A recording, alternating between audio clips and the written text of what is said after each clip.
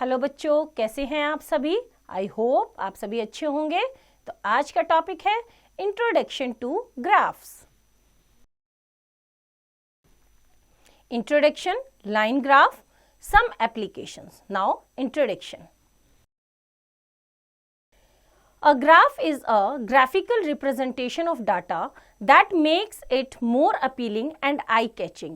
A graph represents the relation between two variables, temperature time, velocity time, variation in the price of commodities during different periods, etc.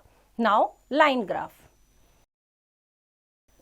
A line graph displays data that changes continuously over the period of time. Let us understand the line graph using following examples. Example से देखते हैं इसको. The given graph shows the temperature of a patient in a hospital recorded every hour.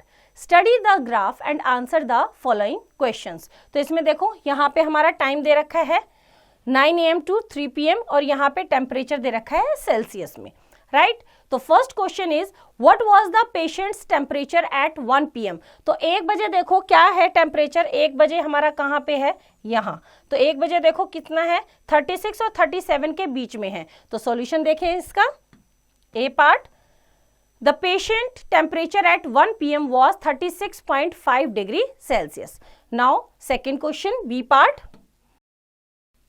When was the patient's temperature 38.5 degree Celsius. देखो 38.5 degree कब है, 38.5 यहाँ पे, ये वाला कितने बजे है, ये टाइम देखो दैट इज 12 noon. तो सॉल्यूशन देखते हैं इसका.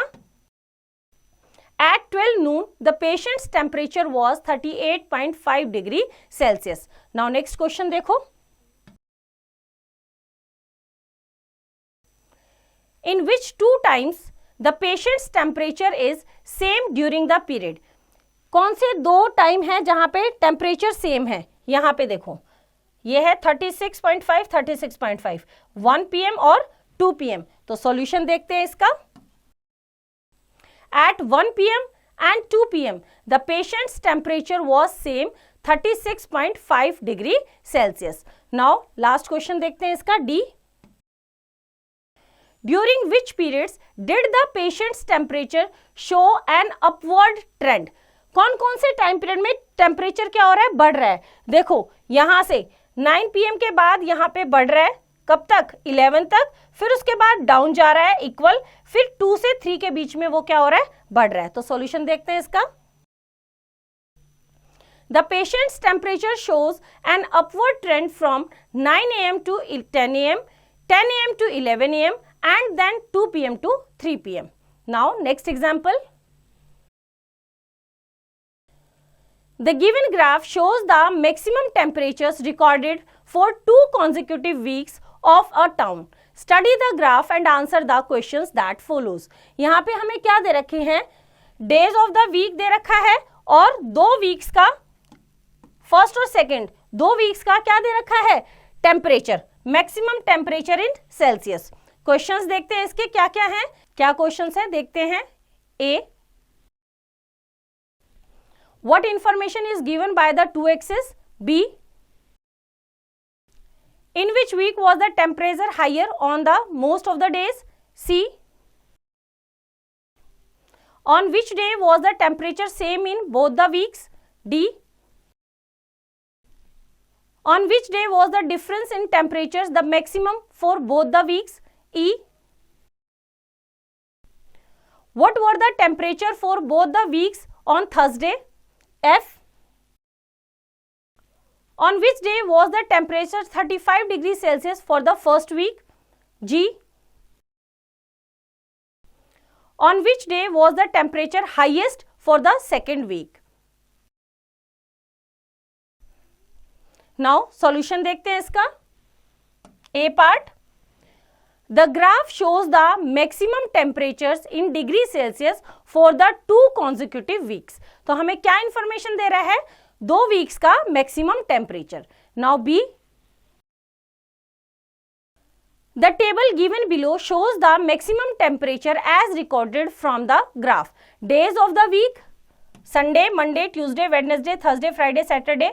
Maximum temperature in degrees in first week and maximum temperature in degrees Celsius in second week. Right? तो Sunday को 35, 30, 30, 34, next 38, 33, 36, 36, 37, 34, 39, 32, 37 and 33. अब आप इसमें देखो हमारा जो फर्स्ट वीक है उसमें टेम्परेचर क्या है, मोस्टली अप रहा है. तो clearly the temperature was higher on the first week on most of the days. Now C का solution. The temperature was same on Wednesday in both the weeks. दोनों weeks में Wednesday को temperature क्या रहा है, सेम. नेक्स्ट का answer.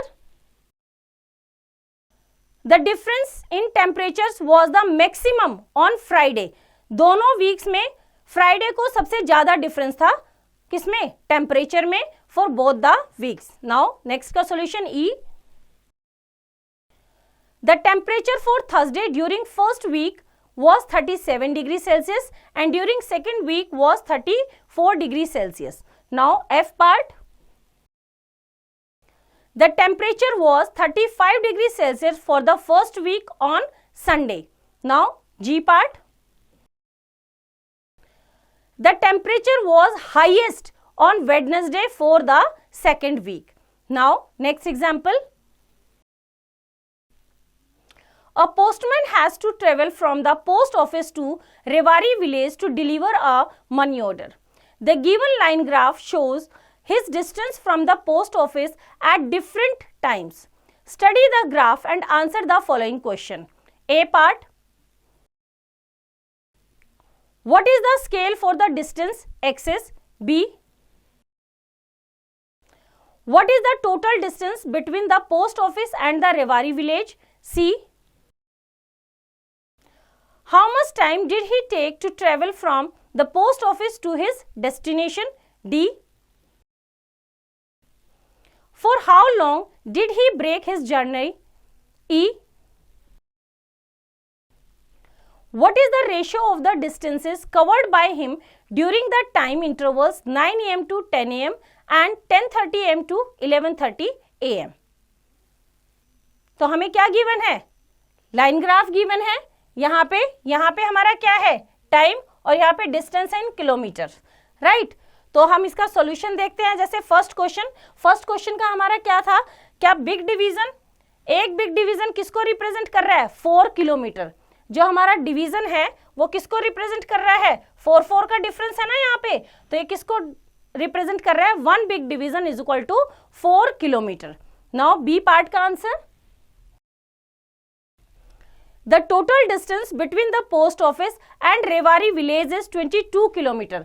यहाँ पे देखो, यहाँ से यहाँ पे कितना है, यहाँ पे ये क्या होता है, इसकी जर्नी कंप्लीट हो जाती है. तो यहाँ पे कितना है, 20 और 24 के बीच में, दैट इज 22 किलोमीटर. सी का solution. He started at 8 am and reached at 11:30 am. So he took 3 hours 30 minutes to travel from the post office to his destination. वो कितने बजे स्टार्ट करता है, 8 o'clock स्टार्ट करता है और अपनी जर्नी पे कहाँ किस टाइम पहुंच जाता है, 11:30. तो टोटल टाइम कितना हुआ, 3 hours 30 minutes. नाउ डी का solution. He stopped from 10 am to 10:30 am. कहाँ पे रुकता है वो, 10 बजे से हमारा यहाँ पे उसने कोई भी डिस्टेंस कवर नहीं किया, सेम प्लेस पे है वो. दैट मीन्स यहाँ पे उसने क्या लिया, ब्रेक लिया. ई पार्ट का solution. Distance covered in the time interval 9 am to 10 am. 9 am पे वो कहाँ पे था, 9 am पे 10 किलोमीटर, और 10 पे कहाँ था, 10 पे वो 16 पे था. तो 16 minus 10 is equal to 6 kilometre. And distance covered in the time interval 10:30 am to 11:30 am. 10:30 पे वो कहाँ था, 10:30 पे वो 16 पे था, और 11:30 22. तो 22 minus 16 is equals to 6 kilometre. The required ratio is equal to 6:6, that is 1:1. दोनों में कितना है, 6 kilometre. Now next topic is some applications. In real life situation, we may have observed a relationship between two variables where one is independent and the other is dependent. That is, if one changes, the other also changes. For example, the amount of interest depends upon the amount invested. Here, the amount invested is an independent variable and the amount of interest is the dependent variable. Similarly, the distance covered by a vehicle moving at a constant speed depends on the time for which the vehicle moves. In this case, the distance covered is the dependent variable and the time is the independent variable. Now, next is graph of perimeter versus side of square. We know that perimeter of a square is equal to 4 into side of a square. The general relationship representing the above statement is P is equal to 4S. क्या है? P is equal to perimeter is equal to 4 into side, where S is the side of square, which is independent variable, and P is the perimeter of the square, which is dependent on the side of the square. Let us take some values of S and find the corresponding values of P in the given table. यहाँ पे एक tabular form है, sides कितनी side है, क्या है measurement और उसका perimeter.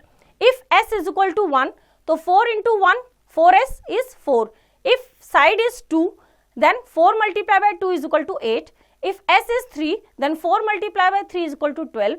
If S is 4 then P is equal to 4 multiplied by 4 is equal to 16. कि जैसे जैसे साइड चेंज हो रही है वैसे वैसे हमारा पेरीमीटर भी क्या हो रहा है, चेंज हो रहा है. तो side is independent and perimeter is dependent on side. Now plot the points A 1 4, that means side is 1 and 4 is perimeter. Means जब हम प्लॉटिंग करते हैं तो फर्स्ट वेरिएबल हमारा इंडिपेंडेंट होता है और सेकंड हमारा क्या होता है, डिपेंडेंट. B is 2 और 8, C is 3 और 12 and D is 4 and 16 on the graph paper. We take appropriate scale on the x-axis and y-axis.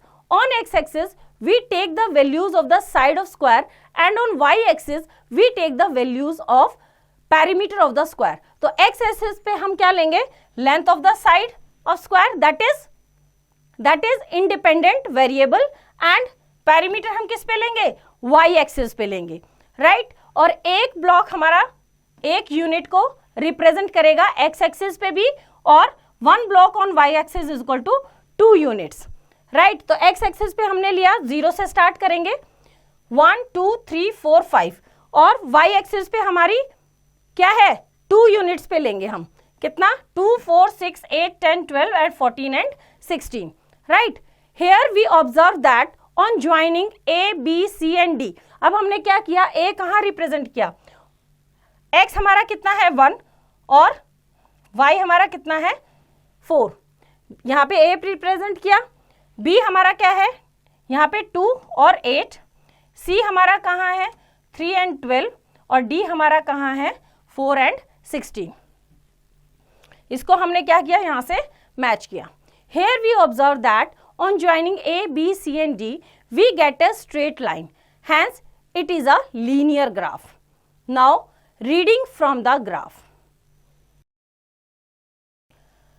We can easily read the values of perimeter from the graph when the sides of the square is 2.5 or 3.5.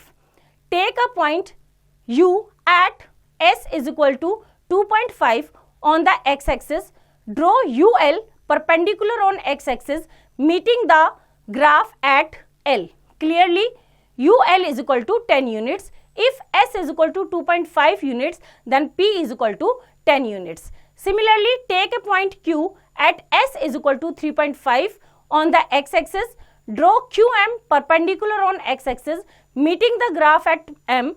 Clearly, QM is equal to 14 units. If S is equal to 3.5 units, P is equal to 14 units. तो यहाँ पे हमने क्या देखा, अगर हम side लेते हैं यहाँ पे इस पॉइंट पे U पॉइंट पे 2.5 तो उसके कॉरस्पॉन्डिंग हमारा इस लाइन पे जहाँ मैच करता है दैट इज वहाँ पे पेरीमीटर कितना है हमारा 10 यूनिट्स, राइट. इसी तरह से तो हमने इसको दे दिया यहाँ पे UL, राइट. उसके बाद हमने लिया कितना 3.5, 3 और 4 के बीच में 3.5. अगर हमारी साइड 3.5 होती है तो उस कॉरस्पॉन्डिंग इस लाइन पे कहाँ मैच करता है, ये M पे, और M पे हमारा y की वैल्यू कितनी है 14, दैट इज मीन्स पेरीमीटर कितना रहेगा अगर साइड 3.5 है, that is 14 units, right.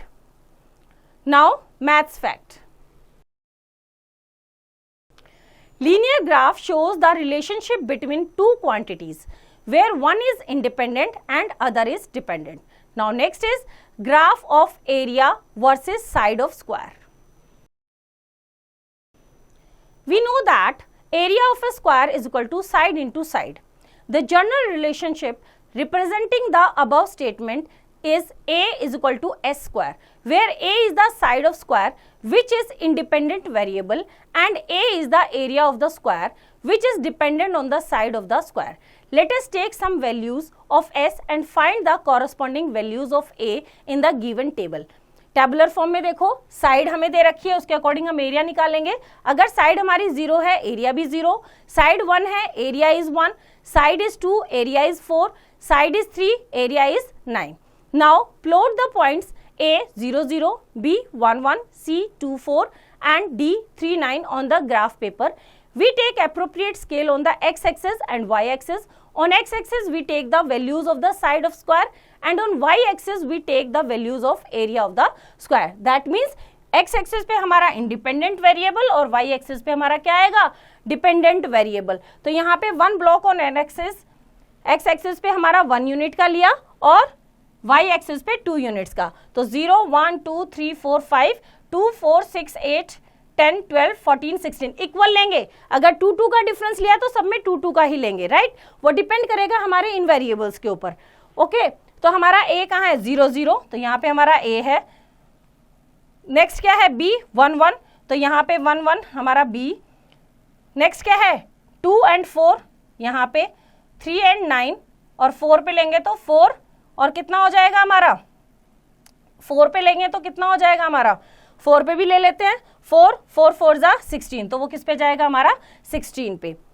Here we observe that on joining A, B, C and D we do not get a straight line, hence it is not a linear graph.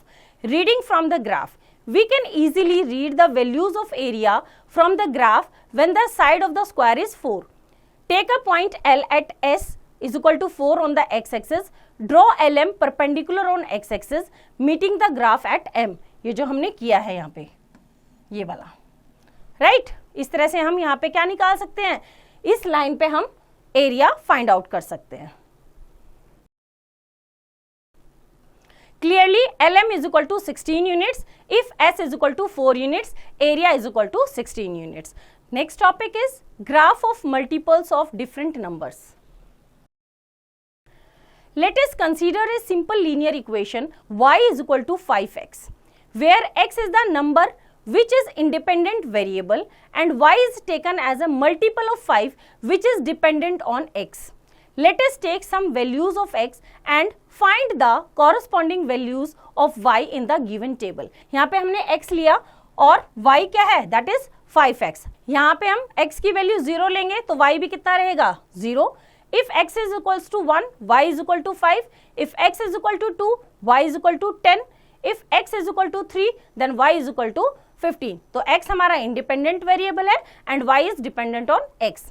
Now plot the points A 0 0, B 1 5, C 2 0 and D 3 and 15 on the graph paper. We take appropriate scale on the x-axis and y-axis.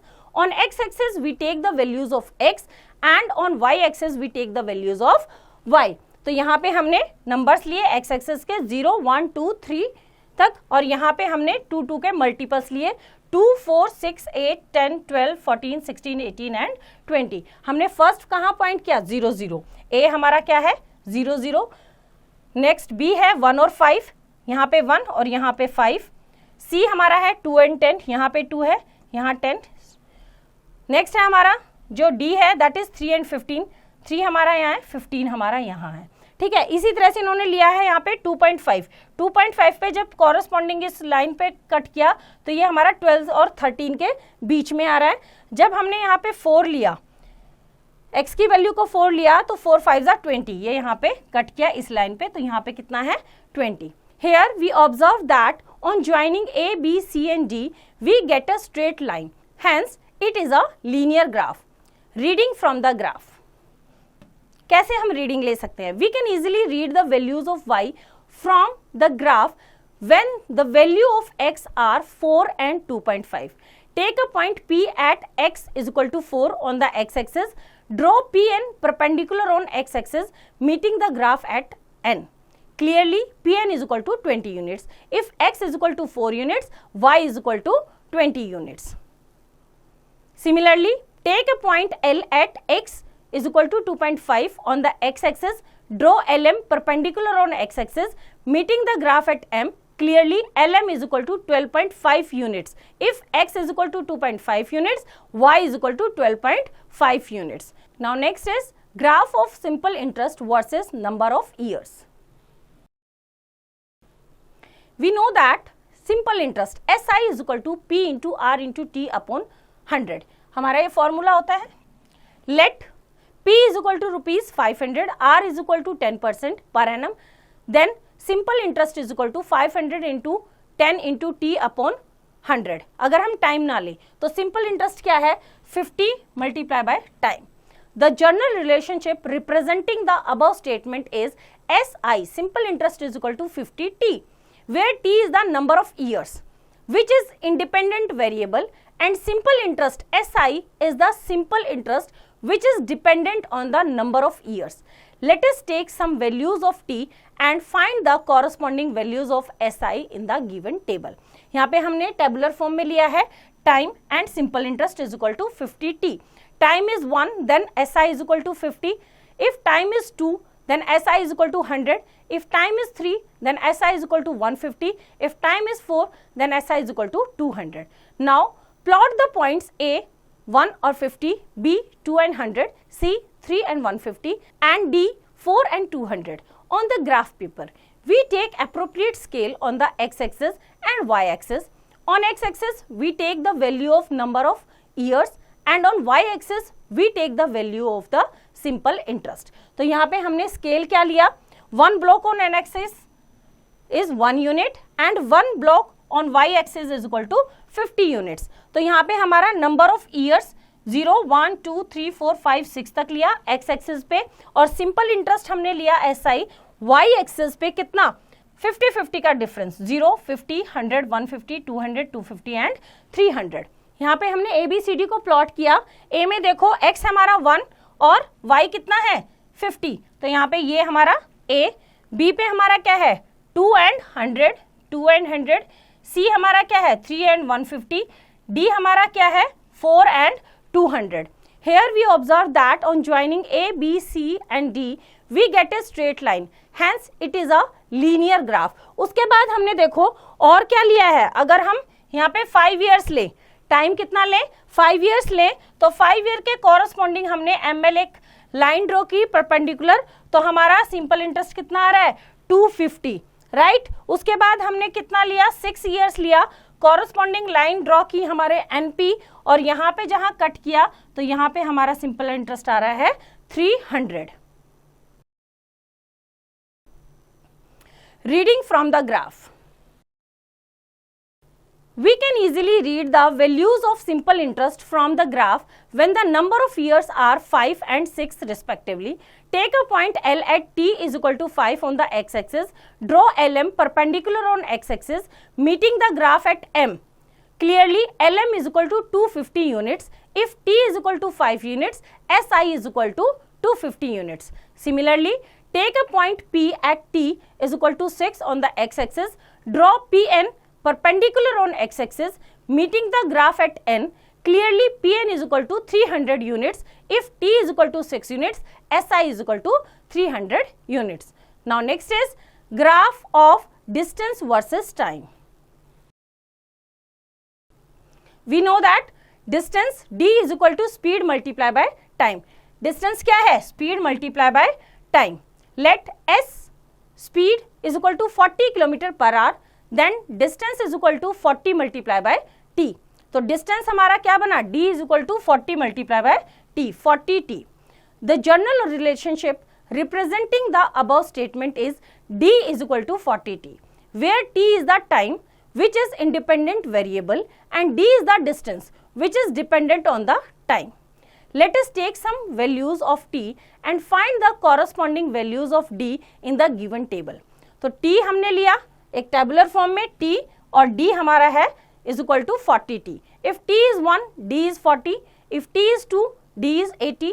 If t is 3, d is 120. If t is 4, d is 160. Now plot the points A 140, B 2 or 80, C 3 and 120 and D is 4 and 160 on the graph paper. We take appropriate scale on the x-axis and y-axis. On x-axis we take the values of the time and on y-axis we take the values of the distance. Right? तो यहाँ पे हमने क्या किया, time and distance, यहाँ पे हमने क्या किया, टाइम एंड डिस्टेंस का हमने लिया. यहाँ पे हमारा क्या है, टाइम, और यहाँ पे हमने क्या लिया, डिस्टेंस. राइट, स्केल क्या लिया, 1 block on x axis is 1 unit और 1 block on y axis equal to 20 units. हमने 20 का डिफरेंस लिया, 20, 40, 60, 80, 100, 120, 140, 160, 180 एंड 200. और x एक्सिस पे हमने 0, 1, 2, 3, 4, 5 एंड 6 लिया. अब हमने ABCD को यहाँ पे हम प्लॉट करेंगे. फर्स्ट हमारा है 1 और 40. A हमारा कहाँ पे है, 1 एंड 40. यहाँ पे A, यहाँ पे हमारा B, ये हमारा C और ये हमारा क्या है, D. राइट, फिर हमने क्या लिया, हमने T 5 लिया और इस पे परपेंडिकुलर किया जो हमारे लाइन ग्राफ को कहाँ कट कर रहा है, M पे, और वहां पे हमारा डिस्टेंस कितना है, 200. Here we observe that on joining A, B, C and D we get a straight line. Hence it is a linear graph. Reading from the graph, we can easily read the value of distance from the graph when the time is 5 units respectively. Take a point L at t is equal to 5 on the x-axis. Draw LM perpendicular on x-axis meeting the graph at M. Clearly, LM is equal to 200 units. If t is equal to 5 units, d is equal to 200 units. Next is reading of some more distance time graphs. In a distance time graph, distance is always taken on y-axis and time is taken on x-axis. Observe the following distance time graphs. यहाँ पे देखो, time first वाले में क्या है, हमारा distance क्या है, टाइम के साथ बिल्कुल स्ट्रेट है, मतलब टाइम के साथ वो इंक्रीज डिक्रीज नहीं हो रहा है. यहाँ पे टाइम के साथ इंक्रीज हो रहा है. यहाँ पे हमारा स्पीड क्या हो रही है, अनइक्वल है. यहाँ पे हमारा क्या ऑब्जर्व किया हमने, पहले स्पीड ज़्यादा फिर कम, जो डिस्टेंस के अकॉर्डिंग है.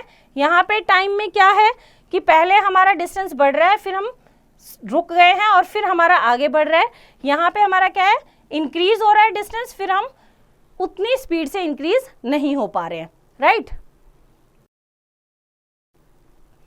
The distance time graph in 1 shows that the object is stationary, that is not moving because the time is changing through there is no change in the distance. The distance time graph in 2 shows that the object is moving at a constant speed because distance is increasing proportionally with the increase in time. The distance time graph in 3rd shows that the object first moves with a slow speed and then it is accelerating. Now next, the distance time graph in 4 shows that the object first moves with a high speed and then it is slowed down. Next, the distance time graph in 5 shows that the object moves for some time, then it stops and then again it starts moving. Next, the distance time graph in 6 shows that the object first moves with slow speed but after that it is moving at a high speed. Now, example. The distance time graph of a cyclist is shown below. Read the graph thoroughly and answer the following questions. यहाँ पे हमारा time है इन minutes और यहाँ पे distance है इन kilometres. तो ए part क्या है इसका, at first 30 minutes find his average speed. B क्या है, what did he do in the next 15 minutes. Now C, What is his average speed in next 30 minutes? D. What is his average speed in next 45 minutes? Solution करते हैं इनका one by one. Solution A part. During the first 30 minutes the cyclist travel 10 kilometre. कितना जा रहा है? 10 kilometre. तो average speed क्या होती है? स्पीड की क्या फॉर्मूला है? Distance upon time. तो average speed is equal to distance upon time. Distance कितना? 10 किलोमीटर. एंड टाइम कितना है? 30 मिनट्स. 30 मिनट्स को किस में कन्वर्ट किया? 30/60 आवर्स में कन्वर्ट किया. राइट तो हमारा क्या हो गया? 10 इंटू 60/30. इसको कैंसिल करेंगे, 0 से ये 31 जा 30, 32 जा 60. 10 multiply by 2 is equal to 20 kilometre per hour. किस स्पीड से जा रहा है? 20 kilometre per hour. Right now B part का answer. In next 15 minutes he takes rest. क्यों? क्योंकि वो क्या है? रुक गया है. यहां पे क्या किया उसने? वो रुक गया है. नाउ सी पार्ट का answer. In next 30 minutes he travels 10 kilometre. तो average speed is equal to distance upon time. Again वही सेम. डिस्टेंस कितना है? 10 kilometre. Time is 30 minutes. Minutes को आवर्स में कन्वर्ट किया, 30/60. इसको कैंसिल करेंगे, 31 जा 30, 32 जा 60. 10 into 2 is equal to 20 kilometre per hour. Now D का solution. In next 45 minutes he returns back. Average speed is equal to distance upon time. Distance कितना है? 20 किलोमीटर. और टाइम कितना लिया? 45 मिनट्स. मिनट्स को आवर्स में कन्वर्ट किया, divided by 60. यहाँ पे हम इसको कैंसिल करेंगे, कितना आ जाएगा? 26/2/3 किलोमीटर पर आवर. इस स्पीड से वो वापस आया. तो इस तरह से बच्चों एक्सरसाइज आप खुद ट्राई करेंगे. आई होप आपको चैप्टर समझ आया. इसकी रिवीजन आप खुद कीजिए.